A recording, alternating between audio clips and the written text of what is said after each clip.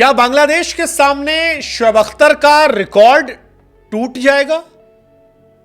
Well, Shoaib Akhtar नाम काफी है।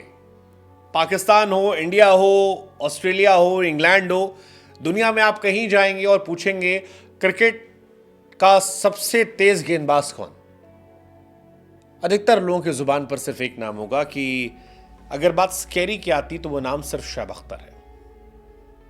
डर लगता है अख्तर से, लेकिन अख्तर के रिकॉर्ड के टूटने की चर्चाएं तब तेज हो गई थी जब मयंक यादव का जिक्र आया था। वो गेंदबाज जिसने आकर आईपीएल में तबाही मचा दी, आते ही 150 को एक मामूली रफ्तार बना दिया।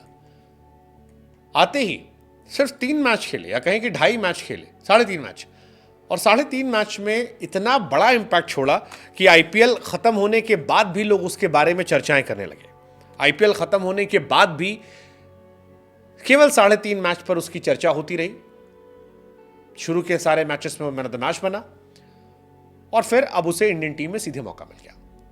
फिलहाल मयंक यादव टीम इंडिया का हिस्सा है, तेज गेंदबाज और साउथ अफ्रीका के शानदार प्लेयर है। मॉर्ने मॉर्कल की कोचिंग में वो बेहतर हो रहे हैं।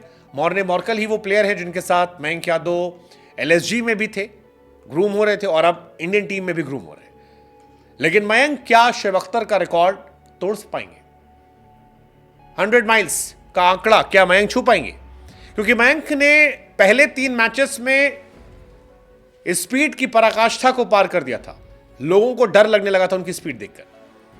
हालांकि आखिरी मैच जो था उसमें उनकी स्पीड कम हुई थी, जिसके बाद सवाल हुए थे और फिर वो बाहर हो गए थे, फिर कमबैक नहीं कर पाए।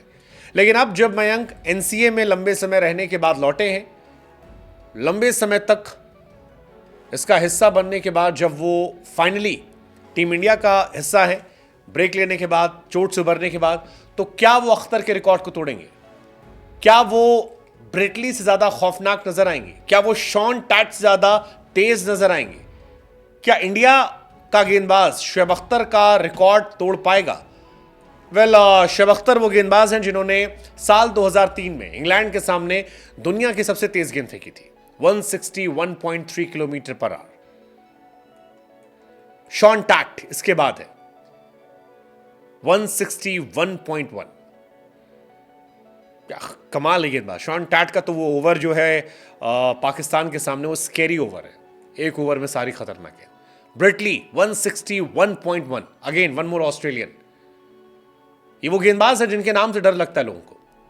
लेकिन मयंक के बारे में चर्चा इसलिए कि मयंक ने अपने डेब्यू में कमाल किया था। पहले ही मैच में 156, 153, 154 ये सारी गेंद फेंकी थी। 150 के ऊपर लगातार वो फेंक रहे थे, बार बार।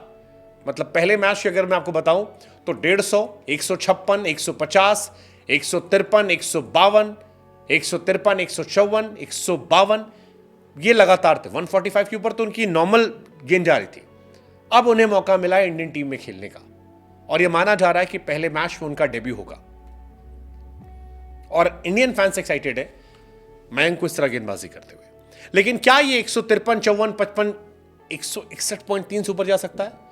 Well, it's not that easy. Shoaib Akhtar रातों रात कोई नहीं बनता। शोएब अख्तर बहुत बड़ा नाम है, शॉन टैट बहुत बड़ा नाम है, ब्रेटली बहुत बड़ा नाम है। लेकिन सवाल फिर ये, क्या मयंक ये कर पाएंगे? आईपीएल में तो मयंक ने अपना छाप छोड़ दी थी। Shaun Tait 157.7, Ferguson 157.3, Umran 157, Mayank was 156.7। India से सिर्फ 2 खिलाड़ी जिन्होंने 155 प्लस फेंका है, Umran and Mayank. Most time 155 plus, उसमें मयंक ने 3 मैच खेलकर नाम बना, 3 बार कर दिया। That's insane. बट क्या वो शोएब अख्तर का रिकॉर्ड तोड़ेंगे?